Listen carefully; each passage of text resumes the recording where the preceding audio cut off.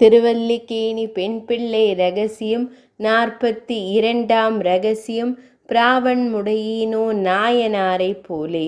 இங்கு நாயனார் என்பது திருமலை ஆழ்வாரின் சிஷ்யரான அழகிய மணவாள பெருமாள் நாயனாரை குறிக்கிறது.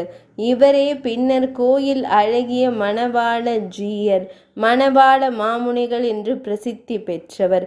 இவர் ஆழ்வார் திருநகரியில் திருவவதரித்து சிக்கில் கிடாரம் எனும் ஊரில் மாதுல கிரகத்தில், அதாவது அன்னையின் வம்சத்தார் இல்லத்தில் வளர்ந்து மீண்டும் திருநகரி ஏற வந்து திருமலை ஆழ்வார் திருவடிகளில் ஆசிரயித்தார். திருமலை ஆழ்வார் அங்கு ராமானுஜருக்கு தனி கோவில் அமைத்து அதை சுற்றிலும் ராமானுஜனை தொழும் பெரியோரை குடியேற்றி ராமானுஜ சதுர்வேதி மங்கலம் என்று அக்ரஹாரமாக்கி வைத்து அக்கோயிலை நாயனாரிடம் ஒப்படைத்தார். இக்கோயில் வழிபடப்படும் ராமானுஜர் திருமேனி தனி சிறப்பு உடையது. அதாவது ஆழ்வார் அருளால் மதுரகவி ஆழ்வாருக்கு ராமானுஜர் விபவமாக அவதரிப்பதற்கு நீண்ட காலத்திற்கு முன்பே அர்ச்சை திருமேனியாக பவிஷ்யதாச்சாரியராக இனி பிறக்க போகும் அவர் பிரசன்னமானவர். நாயனார் தமதாச்சாரியார் காட்டித்தந்த எதிராஜர் திருவடிகளில் அதிமாத்திர பிராவண்யமுடையவரானார். இப்பிராவண்யத்திற்கு போக்கு வீடாக எதிராஜ விம்சதி என்ற சம்ஸ்கிருத ஸ்துதியை எம்பெருமானார் விஷயமாக பணித்து தமது ஆச்சாரியாரிடம் காட்ட அவர் மிக உகந்து இவரை யதீந்திர பிரவணர் என்றழைத்தார்.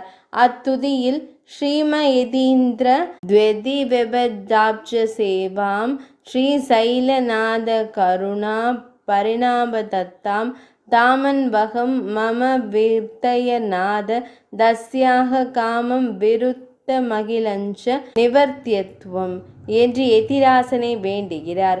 ஸ்ரீசைலநாதர் என்ற தீதற்ற திருமலை ஆழ்வாரின் பெரும் கருணையால் தேவரீர் திருவடிகளில் அன்பும் கைங்கரியமும் அடைய பெற்றேன். அவற்றை தேவரீரே பெருக்கி அருள வேண்டும் என்று பிரார்த்திக்கிறார். ஸ்ரீரங்கநாதரும் இக்கருத்தை ஸ்ரீசைலேச தயாபாத்திரம் தீபக்யாதி குணார்ணவம் யதீந்திர பிரவணம் வந்தே ரம்யஜா மாதரம் முனும் என்று தாமே இவர் விஷயமாக தனியன் சாதித்து அதில் பொறித்து வைத்தார். ஸ்ரீசைலேசரின் கருணைக்கு கொள்கலம் ரம்ய ஜாமாத்ருமுனி. அதன் விளைவே இவரின் யதீந்திர பிராவண்யம்.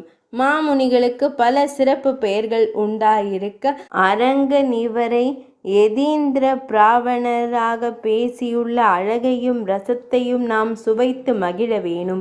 மதுரகவி சொற்படியே நிலையாக பெற்ற இவர் யதீந்திரரான எம்பெருமானாரையே எல்லாமாக பற்றிவிருந்தார். இவருடைய யதீந்திர பிராவண்யத்தை இவரின் பிரதம பிரபந்தமான எதிராஜ விம்சதியிலும் சரம பிரபந்தமான ஆரத்தி பிரபந்தத்திலும் கையிலங்கு நெல்லிக்கனியாக காணலாம். ஸ்ரீ ராமானுஜரிடத்தில் இப்படிப்பட்ட பிராவண்யம் அன்பே வடிவாயிருத்தல் வேறொருவருக்கு அமையுமோ என்கிறார் அம்மையார். 42ஆம் இரகசியம் நிறைவடைந்தது. இப்பவர் மதுரையில் ராஜ பதவி 5வது வார்த்தையில் காண்க. வகித்திருந்த திருமலை ஆழ்வாரின் உதவி கொண்டு பெட்டியுடன் ஆழ்வாரை மீள எழுந்தருள பண்ணும் முயற்சியில் உயிர் துறந்தார். ஆழ்வார் திருக்கணாம்பி என்ற ஊருக்கு எழுந்தருளி அங்கு நித்திய திருவாராதனம் உற்சவங்கள் கண்டருளி சில ஆண்டுகள் எழுந்தருளி இருந்தார்.